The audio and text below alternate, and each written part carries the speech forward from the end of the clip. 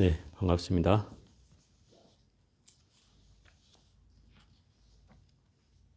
오늘 어디에 할 차례죠? 29? 28?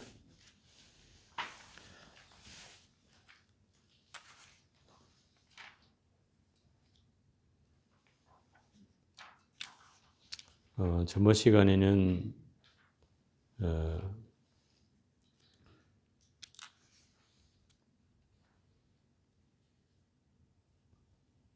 이 생사윤회를 건너뛰려면 뭔가 확 터지는 경계가 나타나야 하고, 그 경계를 얻는데 마음이 높아지거나 굴복하는 마음이어서는 안 된다. 그래서 마음이 암안심이 높아지지도 않고 비굴해지지도 않는 그런 마음으로 공부를 해나가야 한다. 이런 내용이 저번 시간에 했던 내용이라면, 오늘은 28장 마음을 모르고 도를 닦으면 무명만 도와줄 뿐이니라. 이 말은 우리가 공부를 하는 데 있어서 이 마음이란 실체에 대해서 사실 공부하는 게 도를 닦는 거거든요. 도를 닦는다 하면 결국 내 마음을 아는 것이 도를 닦는 것이죠. 근데 마음을 모른다는 것은 결국 도를 닦지만 결국 마음을 모르면 도를 얻을 수가 없다는 얘기도 되죠. 결국 이 마음을 모른다는 건 무명을, 어리석음을 증장할 뿐이다, 이 말인 거죠. 그래서 우리가 보통 이렇게 하잖아요. 마음이라는 것을 어떻게 그럼 알 수 있는가? 마음은 있는가 없는가? 뭐 이런 문제 등 해서 복잡해지는데, 핵심은, 이 선에서 말하는 핵심은 마음은 무심이어야 된다, 이렇게 얘기한다고요. 무심. 무심은 어떤 마음에도 끄달리지 않는 마음이 무심이다. 그 경계가 되어야 도를 닦을 수 있는 거죠. 그게 도를 닦아지는 거죠. 그래서 마음의 어떤 상황을 제일 먼저 알아야 된다, 이 말이에요. 그래서 그런 마음을 철저히 깨치지 못한다면 어찌 참되이 닦을 수 있으랴. 깨달음과 닦음은 기름과 불이 서로 따르고 눈과 발이 서로 돕는 것과 같다. 그러니까 철저히 깨닫는다고 하는 건 결국 마음을 깨닫는다는 것이고, 그 마음을 제대로 보지 못한다면 당연히 닦음이라는 게 제대로 이루어질 수가 없다. 그래서 그 마음을 제대로 깨달음과 닦음이라는 것은 마치 기름과 불과 같아서, 기름과 불은 서로 시너지 효과가 나는 거죠. 그죠?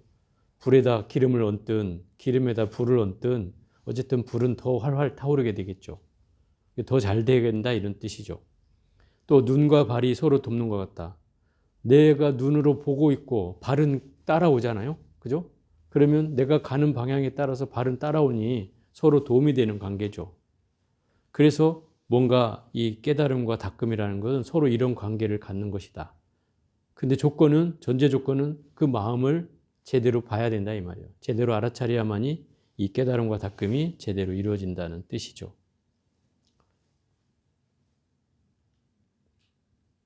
자, 29장 한번 볼게요. 수행의 요점이 무엇인가? 수행의 핵심이 무엇인가? 다만 범부의 생각이 다하는 것일 뿐 성인만의 아르마리는 따로 없느니라. 이게 수행의 요점이라는 것은 수행하는데 뭐 최고로 지름길 같은 게 있느냐, 이 말인 거죠. 수행하는 게 핵심이 있는가? 근데 여기에서 대답이 뭐예요? 다만 범부의 생각이 다하는 것일 뿐 성인만이 아는 유일한 방법이 따로 없다는 거예요. 따로 없다는 거죠.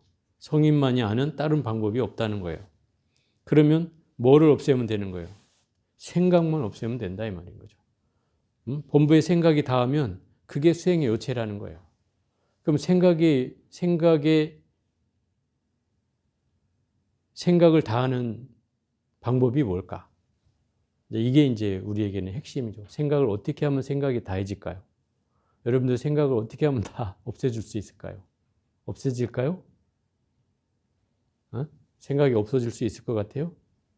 안 없어질 것 같아요? 이제 이렇게 주예를 다뤄놨어요. 병이나 약을 쓰지 않게 되니 앓기 전에 그 사람이로다. 내가 병을 앓고 있을 때는 열심히 약을 먹고 뭐 치료를 받고 몸을 좀 쉬고 이렇게 하면서 치료를 했는데 병이 싹 낫고 보니 내가 바로 그 전에 병을 앓기 전에 그 사람이다 이 말이에요. 이 말은 무슨 말이에요? 내가 수행을 열심히 닦아서 수행을 열심히 해가지고 마음을 견성하고 참견성을 해가지고 내가 깨닫고 보니까 내가 누구예요? 본래 예전 나였다는 거예요. 이 말이죠. 그죠? 본래 예전에 나였다 이 말이에요. 그 얘기는 무슨 말이에요? 깨닫기 전에 나의 모습은 중생이라고 불렸던 사람인데 깨닫고 보니 그 사람이다 이 말이에요. 그 중생이다 이 말이죠. 그러면 내가 크게 뭐가 달라진 게 아니란 뜻이죠. 본래 그 자리라는 뜻이에요. 본래 그 자리. 본래 그 자리라는 말이에요. 그래서 수행을 하면서 뭔가 달라진다고 생각하면 이건 큰 오산이다. 깨달음을 얻어서 내가 부처가 되는 것이 뭔가 크게 막 세상이 변한 것 같고 또 뭐 부처님처럼 막 후광이 드리워져 있고 막 이런 경계가 있는 거 아닌가? 이렇게 생각할 수는 있지만 아니다. 본래 그 자리였다. 자, 30.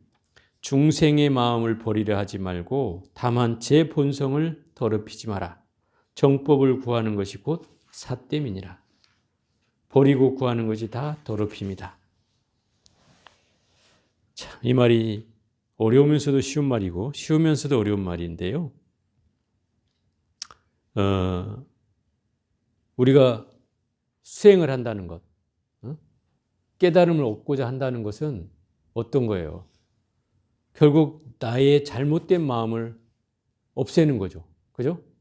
물든 마음, 오염된 마음을 제거하는 거예요. 그래야만이 그게 부처가 될 수 있는 거죠. 중생을 벗어나야 하니까. 그런데 굳이 버리려고도 하지 말라는 거예요. 그 버리려는 마음이 오히려 삿되다 이 말이죠. 그 버리라는 마음이 잘못됐다는 거예요. 그럼 어쩌라는 거예요? 내 본성을 더럽히지 마라. 결국 뭐를 애쓰려고 하지 말고 내가 마음이 물드는 거를 경계하라는 거죠. 내 마음이 물드는 거. 어디에 물들어요? 탐진치 삼독에 물들고, 그죠? 주변에 사람이 휩쓸리고, 밉고 좋아하는 마음에 휘둘리고, 그죠?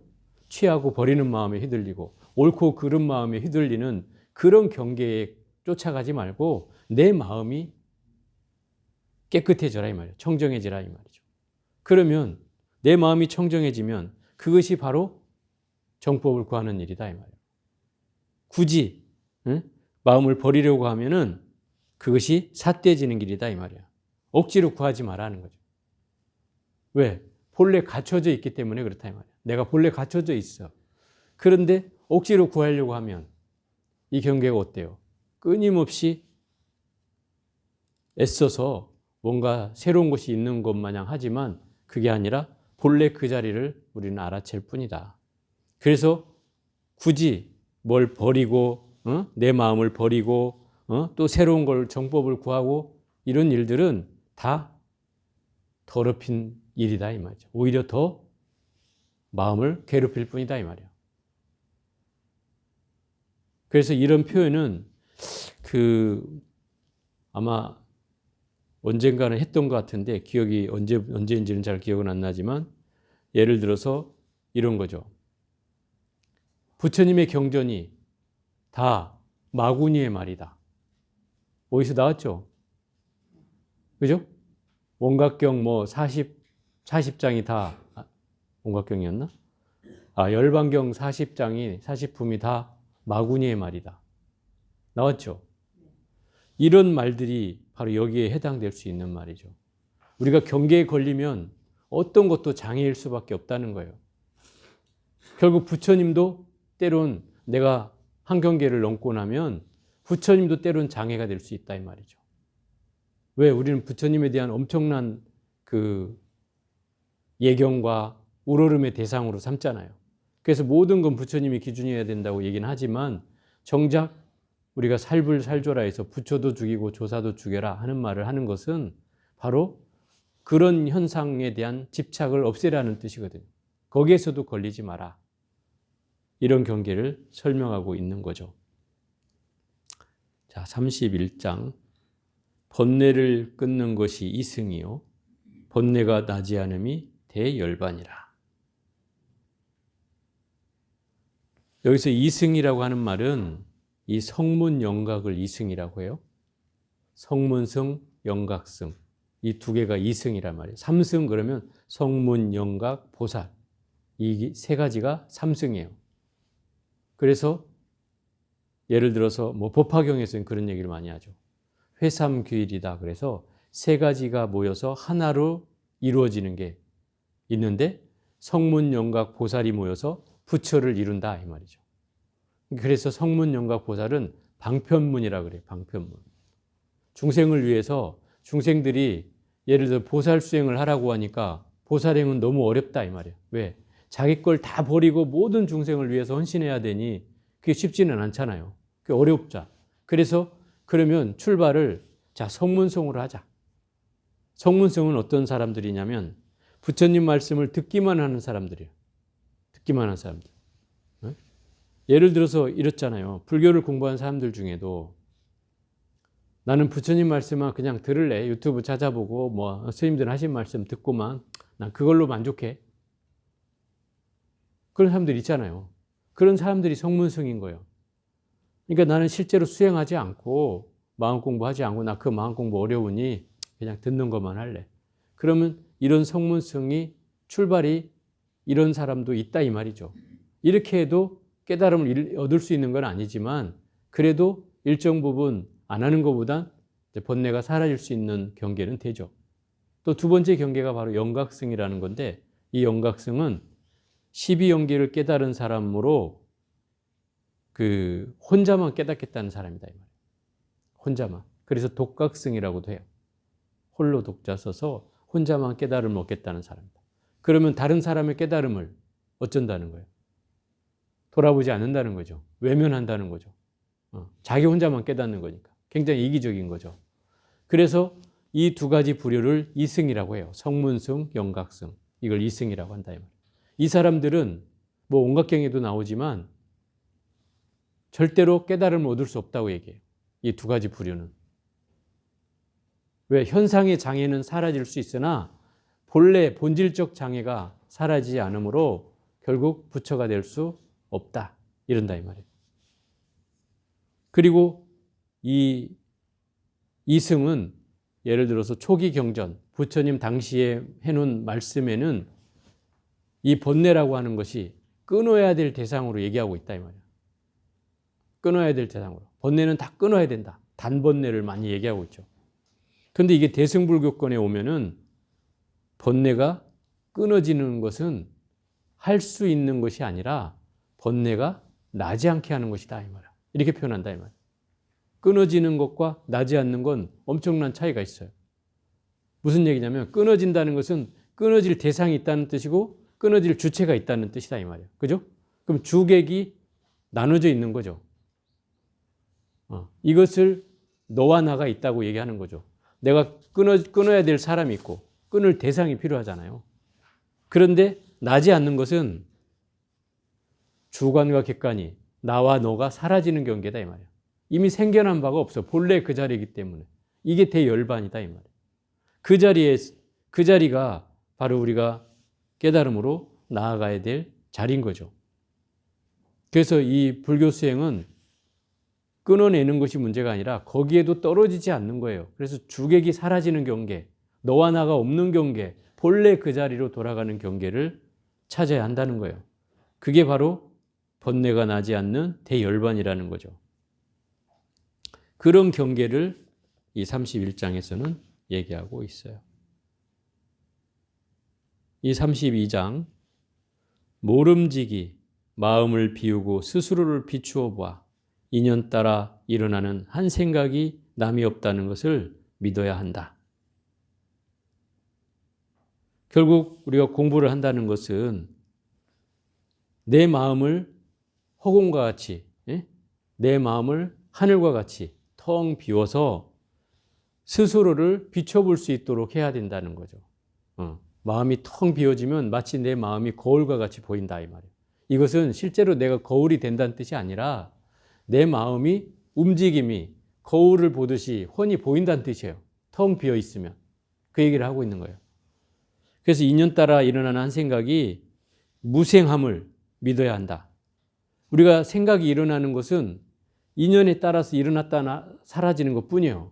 근데 실제로는 본래로는 생겨남이 있어요, 없어요? 없는 거죠. 본래는 없는 거예요. 왜? 본래 불생불멸이에요. 본래 온 바도 없고 간 바도 없어요. 생겨난 바도 없고 멸하는 바도 없어요. 본래는. 그러니까 이 도리를 우리가 깨달아야만이 생각이 일어났다 사라지는 건 그냥 지나가는 바람이구나, 지나가는 구름이구나, 지나가는 낙엽 떨어지는 소리구나 하는 정도로 우리가 알아채야 된다 이 말이에요. 그래서 생각이 그 만생각 중에 하나라면 아무 의미가 없는 거죠. 그런데 여러분들이 그 생각 하나에 걸리면 갑자기 지옥이 열리잖아요. 그리고 그 대상을 얼마나 또 증오하고 미워해요. 그죠? 그 생각에 걸려. 저 사람이 왜 저렇게 얘기했는지 모르겠어? 내가 그것 때문에 지금 화가 나가지고 미치겠어? 이렇게 얘기하면 그 경계에 이미 내가 걸렸다는 뜻이잖아요. 그죠? 근데 그 생각이라는 건 내가 1년 360을 또는 뭐 평생을 사는 동안에 얼마나 많은 생각 중에 하나뿐이 아니란 말이에요. 그러겠죠? 그게 얼마나 중요한 거겠어요. 근데 여러분들 마치 생에 막 처음 있는 일이냐 그 증오심을 일으키면 이것처럼 어리석은 관계가 없다는 거죠. 왜? 본래 생각이라는 건 일어난 바도 없고 사라진 바도 없어. 본래 그 자리인데 내가 그 생각이 일어난 것에 끄달렸다는 뜻이죠. 휘둘렸다는 뜻이죠. 그것뿐이다 이 말이에요. 그래서 이는 단지 본성의 일어남만을 밝힌 것이다. 그냥 단지 나의 본성이 일어났다고 하면 아무것도 걸릴 게 없는 거죠. 그래서 일념 무생이라고 하는 거예요. 한 생각도 남이 없다. 본래 일어난 바가 없다. 본래 일어난 바가 없다.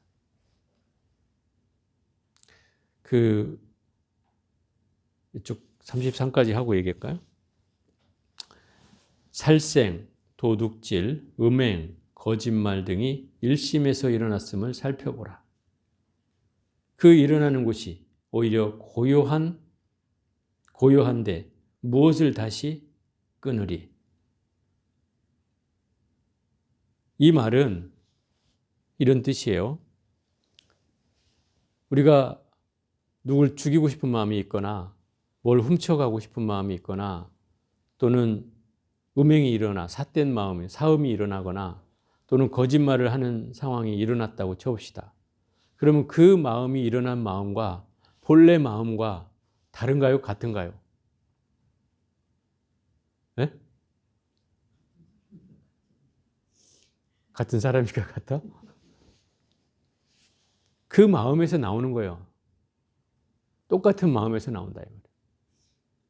그러면 내가 더 쉽게 구분해서 얘기하자면 우리가 이제 본질적인 마음과 나의 현상적인 마음이 있다. 이렇게는 구분할 수 있죠. 그러면 내가 살생하고 싶고 도둑질하고 싶고 사음하고 싶고 거짓말하고 싶은 마음은 바로 이 현상적인 마음이라고 할 수 있다. 본질의 마음은 워낙 텅 비어 있는 마음이어서 이런 마음의 경계에 휩쓸리지 않는데 결국 그 현상적인 마음도 살생하고 싶고 도둑질하고 사음하고 싶고 거짓말하고 싶은 이 마음도 어디서 나와요? 본질적인 마음에서 나온다는 거예요. 다른 게 아니라는 거죠. 그래서 그 마음을 살펴보라는 거예요. 그 일어나는 것이 만약에 고요하다면 무엇을 다시 끊고 마시고 할 것이 없다. 없애고 마시고 할 필요 없다. 깨달음이란 결국 우리는 이 번뇌를 수없이 없애야 된다고 하지만 정작 이 번뇌는 고요한 곳에 나온다 이 말이에요. 아무것도 없는 곳에서 나온다 이 말이에요. 나의 본래 마음에서. 그러니 내가 깨닫는 순간은 바로 본래 마음을 되찾는 것 뿐이지 뭔가 새로운 것이 있던 게 없어지는 게 아니고 없던 게 생기는 게 아니다 이 말이죠. 본래 그 자리를 찾을 뿐이다 이 말이에요.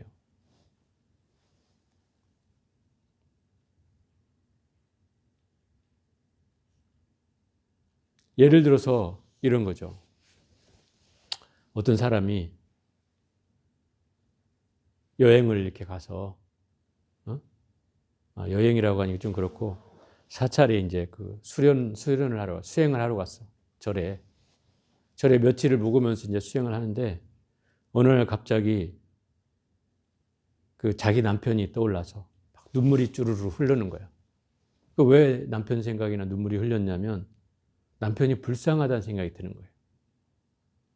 자기는 이렇게 속세를 벗어나와서 이렇게 마음 공부를 해보니 이게 너무 좋은데 저 남편은 얼마나 불쌍해서 이런 좋은 법도 못 만나고 저렇게 사는가 싶어서 자기가 눈물이 쭉 나더라는 거죠.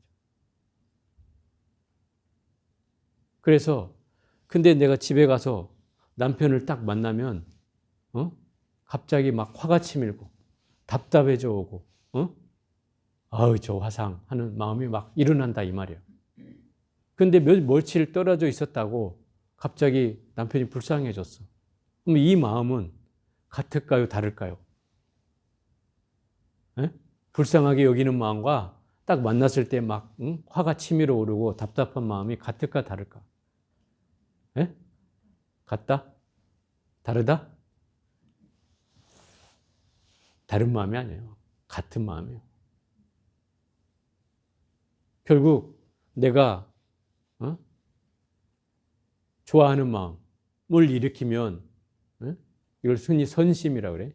선심을 일으키면 좋아하는 마음, 착한 마음을 일으키면 그 상대가 안 돼 보이고 좋아 보이고 그죠? 애틋해 보이고 뭔가를 도와주고 싶고 이런 마음이 일어나죠. 그죠? 반대로 내가 나쁜 마음이 막 일어나.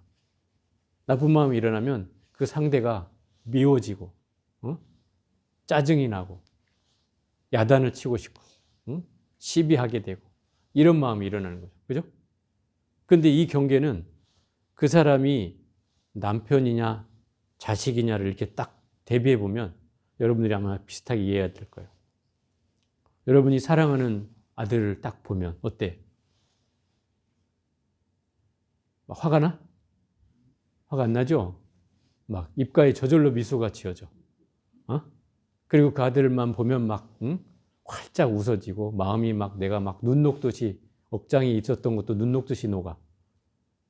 근데 반대로 남편 얼굴을 딱 보는 순간 갑자기 막 이 미소 짓던 얼굴이 으그러지면서 얼굴엔 내천자를 그리고 아유 저 화상 이런 마음이 막 일어난단 말이에요. 그러면 이 아들을 향한 마음이나 남편을 향한 마음이 같은가 다른가 이 말이에요. 같다 이 말이죠. 같아요. 이게 같다. 결국 좋아하는 마음이나 싫어하는 마음이나 같아요. 근데 이건 있어요. 그 원각경에도 어제인가 본문할 때 그 나오던데 이런 거예요. 내가 자꾸 짜증내고 미워하고 증오하기 시작하면 그 결과는 지옥으로 나를 안내하고 또 내가 좋아하고 사랑하고 또 행복해하면 그 결과가 결국 천상 인간으로 태어난다 이 말이에요. 그럼 이 경계는 뭐에 달려 있겠어요? 내 마음에 따라서 이 경계가 나온다 이 말인 거죠. 그죠? 그런데 이 경계가 물론 지옥과 천당이라 치면 엄청난 차이긴 하지만 그래도 둘 다 똑같이 육도윤회하는 건 맞다 이 말이에요. 그죠? 더 똑같이 윤회하는 거예요. 좋아하는 경계나 싫어하는 경계나 바로 똑같이 그 경계에 빠지게 된다는 거예요. 그러면 여기서 벗어나는 길은 여기서 벗어나는 길은 어때야 될까요? 이 미워하고 좋아하는 경계를 벗어나야 되는 거죠. 두 가지 경계에 걸리지 말아야 된다는 거예요. 내가 밉든 곱든 다 똑같은 경계예요. 왜냐하면 여러분이 처음에 그 좋아했던 마음이 일어날 때로 돌아가 보면 똑같다는 걸 알 수 있어요. 여러분들이 처음에 남편을 만났을 때 뭐 어떤 사람은 뭐 중매 결혼했으니 난 좋아하는 마음도 없었다. 뭐 이렇게 얘기할 수도 있어. 근데 어쨌든 연애를 했든 어쨌든 좋아하는 마음이 있었으니까 결혼했겠죠. 일푼어치도 좋아하는 마음이 없었어요? 있었죠. 있었죠. 없었다면 여러분들이 남하고 결혼하는 게 쉬운 일은 아니죠. 없었어? 없었는데 생겼어? 편하다는 말이 좋아한다는 뜻이야. 예. 결국은 그 좋은 감정이 있어서 결혼한 사람이 어느 순간 뭔가 미워하는 대상이 돼 있어. 그죠? 그 좋아함이 미워하는 경계가 다른 경계가 아니라는 거예요. 제가 꼭 그렇게 얘기해요. 좋아하는 것과 미워하는 건 뿌리가 같다 이 말이에요. 뿌리가 같다. 그래서 사랑하는 사람이 미워하는 거야. 사랑하지 않으면 미워하지도 않죠. 그죠? 사랑하기 때문에 미워하는 거예요. 그래서 이 뿌리가 같다고 제가 맨날 얘기하는 거예요. 그래서 여러분들이 이제 이렇게 상담을 할 때 어느 분이 찾아와서 저 남편하고 이혼하고 싶습니다. 이렇게 하신 분도 있었어요. 그럴 때 제가 물어봐요. 남편이 이쁩니까? 밉습니까? 이렇게 물어봐요. 그러면 친절히 처지도록 밉대. 그러면 제가 그래요. 보살님은 절대 이혼하면 안 됩니다. 자, 이렇게 얘기해요. 아니, 왜요? 내가 그 사람하고 같이 있는 그 자체가 지옥인데 왜 안 된다는 거예요? 막 벌쩍 뛰죠. 왜냐하면 당신은 미워한다는 것은 사랑한다는 말의 다른 이름일 뿐이다. 그러니 보살님 만약에 헤어지면 나중에 남편 때문에 웁니다. 백발백중입니다. 안 그럴 것 같죠?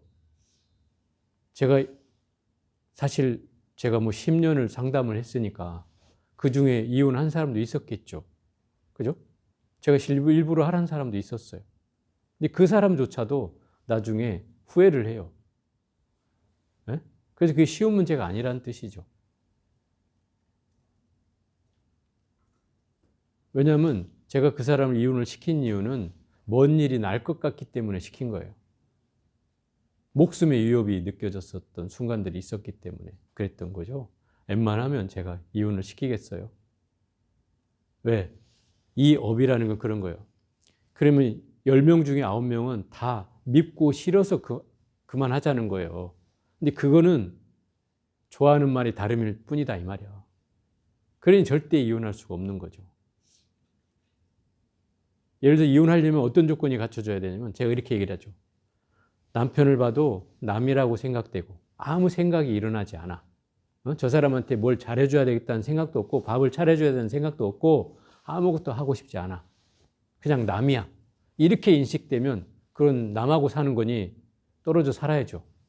그건 제가 이혼하라고 하죠. 그 정도 마음이라. 근데 대부분 사는 사람 중에 그런 사람이 있어요? 거의 없죠. 미워서 이혼하겠다는 거예요. 미워서. 근데 그거는 절대 사유가 될 수 없다. 그러니 우리가 밉고 미워하고 좋아한다는 경계는 결국 그 경계는 누구나 여기에 걸릴 수밖에 없고 또 여기에 걸려 있다면 정작 벗어날 수가 없는 것이고 이런 경계를 넘어서려면 바로 이 증애심을 벗어나야 되는 거죠. 떠나야 하는 거예요. 밉고 좋은 것에 대한 경계를 떠나야 해요. 어떻게 떠날 수 있어요? 우리가 여러분들이 이렇게 말하죠. 스님, 좋아하는 건 좋은 거잖아요. 싫어하는 건 나쁜 거라 하더라도 좋아하는 건 좋은 거잖아요. 이렇게 얘기할 수 있죠. 이건 세속적인 말로는 통해요. 도덕적으로 선악을 얘기할 때는 당연히 선이 좋겠죠. 그렇지만 불교의 수행은 선악을 버리는 거예요. 선악을 버리는 거예요. 거기에 핵심이 있어요. 그래서 옛날에 해능 스님이 육조 해능 스님이잖아요. 그 스님이 홍인대사한테 법을 받고 남쪽으로 숨어 들어간다고 가다가 스승께서 이제 그 배 타는 데까지 배웅을 해줬어요. 그리고 배를 타고 남쪽으로 내려가고 있는데 갑자기 한 스님이 막 헐레벌떡 뛰어오는 거죠. 그 스님이 이미 홍인대사가 의발을 이 뭐 이마에 피도 안 마른 20살짜리 스님에게, 스님도 안 된 행자에게 이 의발을 전수했다는 얘기가 대중들한테 퍼지자마자 그 1000명의 대중들 가운데 제일 날래고 힘센 사람이 그 의발을 뺏겠다고 쫓아간다 이 말이죠. 그래서 한 사람이, 그 해명이라는 스님이 그 해능 스님을 얼마나 빠른지 저 밑에 산을 올라가고 있는데 저 밑에서 막 모래바람이 일면서 스님이 뛰어오는 것이 보인다 이 말이죠. 그래서 해능 스님이 다 포기하고 바위에다가 의발을 탁 내려놓고 가부좌를 털고 가만히 앉아 있었어요. 기다린 거죠. 그러자 이제 그 해명수자라는 분이 올라와서 앞에다 이제 의발을 내놓은 걸 보고 의발 먼저 이제 가져가겠다 그런 거죠. 그걸 가져가라 그런 거죠. 그 의발을 딱 잡는데 꼼짝도 안 해. 의발이 바위에 달라붙어 가지고 꼼짝도 안 해. 그 힘세고 날린 사람이 아무리 힘을 써도 안 되는 거예요. 그러자 이 사람이 그때서야 퍼뜩 깨닫게 되는 거죠. 아, 이 스님이 진짜 법을 받을 스님인가 보구나. 이걸 깨닫게 되는 거예요. 그래서 그 자리에서 납작 엎드려서 그 스님한테 절을 해요. 이미 이 사람은 수행 생활을 꽤 한 사람이에요. 그러면 절집안에는 왜 장판대라고 해서 구들장에 누가 먼저 들어왔냐에 따라서 서열이 정해진단 말이에요. 나이는 불문이고 나이가 20살이든 30살이든 간에 먼저 들어온 놈이 장땡이단 말이에요. 그런데 이 수자는 벌써 10년을 넘게 한 사람인데 이 해평아리 스님한테 절을 한단 말이에요. 왜? 이미 그 의발을 잡는 순간 느꼈다 이 말이죠. 아, 이 스님은 정말 법을 받을 수 있는 사람이구나. 그리고 나서 간절한 물음을 던져요. 제가 10년을 넘게 이 절에서 수행을 했는데 스님은 인자 들어오셔가지고 이렇게 깨달음을 얻으신 분이라면 저에게도 한 자락 그 깨달음을 얻을 수 있는 그 법문을 해 주십시오. 이렇게 간절하게 부탁한다. 그때 했던 유명한 법문이 바로 이 해능 스님이 뭐라고 하냐면 불사선 불사악하라. 선도 생각지 말고 악도 생각지 마라. 부모미생전 본래 면목인고 이렇게 얘기해요. 그러니까 선도 생각지 말고 악도 생각지 말고 네가 부모로부터 본받기 전에 너의 본래 면목이 무엇이냐 이렇게 묻는 거예요. 여러분이 부모로부터 본받은 건 알잖아요. 그죠? 근데 그 이전에 부모로부터 본받기 이전에 나는 나의 본래 모습이 뭐였냐 이 말이에요. 그 말 아래 이 해명수자도 확 깨달아요. 거기서 그 말 아래. 그래가지고 이 해능 스님을 은사로 모시고 스승으로 모시고 자기도 이제 그 돌아가지 않고 다른 데로 가요. 그래서 어쨌든 이때 중요한 말이 이거죠. 불교에서 말하는 수행의 핵심은 선도 생각지 말고 악도 생각지 말라는 거예요. 여기에 떨어지면 안 된다. 선악을 우리가 얘기하는 것은 그것을 벗어나라고 얘기하는 거다 이 말이에요. 선악의 경계가 두 가지 경계죠. 두 가지 경계예요. 선악을 벗어나야 둘이 없는 경계가 되는 거예요. 그죠? 그래서 불사선악, 불사악하라 이렇게 얘기하는 거예요. 선도 악도 아닌 것. 미움도 없고 좋아함도 없는 것. 그죠? 옳은 것도 없고 싫은 것도 없는 것. 취할 것도 없고 버릴 것도 없는 것. 얻을 것도 없고 잃을 것도 없는 것. 그런 경계예요. 그런 경계가 바로 이런 불의의 경계다 이 말이에요. 둘이 아닌 경계. 이게 내가 마음을 깨달으면 바로 이런 경계가 그냥 확 열려버린다는 거죠. 불 보듯이 열린다는 거예요.